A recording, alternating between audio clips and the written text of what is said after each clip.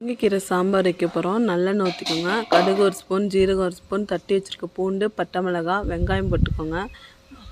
வெங்காயம் வதங்க உப்பு போட்டுக்கோங்க. பெருங்காயத்தூள், கட் பண்ணி வச்சுருக்க தக்காளி, மல்லித்தூள் ஒரு ஸ்பூன், மிளகாய்த்தூள் ஒரு ஸ்பூன், சாம்பார் மசாலா ஒரு ஸ்பூன் போட்டுக்கோங்க. மசாலா வதங்க கொஞ்சம் தண்ணி ஊற்றிக்கோங்க.